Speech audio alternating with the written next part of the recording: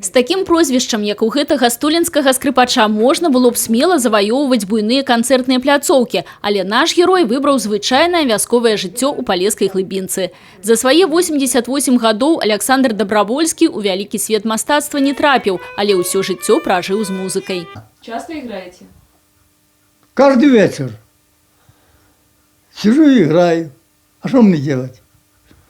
Затопил печку. Ну и пришел, взял скрипочку и поиграю.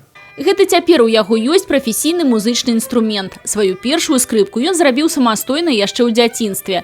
Назіраючы за намаганнямі сына асвоіць ігру на самаробным інструменце, дзе замест струн былі нацягнуты звычайныя ніткі, у справу ўмяшаўся бацька. І не дарма. Отец приехал в отпуск и почув, что я трумкаю на этой скрипочке. О, слухай, может, музыкант буде. За скрипки в моде. А ну пойду я тут двох на скрипки грали. Вони. Пойду я до його. Може, в його є скрипочка, да куплю тебе, синок. Ну, іди, батька. Пішов, а в його була. Так у хлапчука з хутара з'явілася першая сапраўдная скрыпка. З ёй прыйшло і жаданне вучыцца мелодыям, якія выконвалі тагачасныя музыкі на сямейных святах. Сёння Александр Яфімович ведае і выключна па памяці выконвае дзясяткі амаль што забытых мелодый.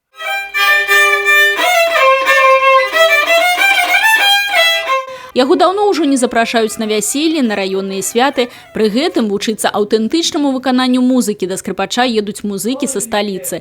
Дзякуючы мясцоваму журналісту Павлу Куніцкаму. Однажды я подвозил социального работника на своей машине, и она мне рассказала такой интересный факт, что в них в деревне Великий Лес живет дедушка, он находится на обслуживании в этой женщины, и он вечерами играет себе на скрипке. Я приехал к Александру Ефимовичу, пообщался с ним, сделал фоторепортаж, и когда в интернете вот этот фоторепортаж появился, сначала на сайте, где я работаю, затем на моей личной страничке в интернете, тут же со мной связались музыканты из Минска.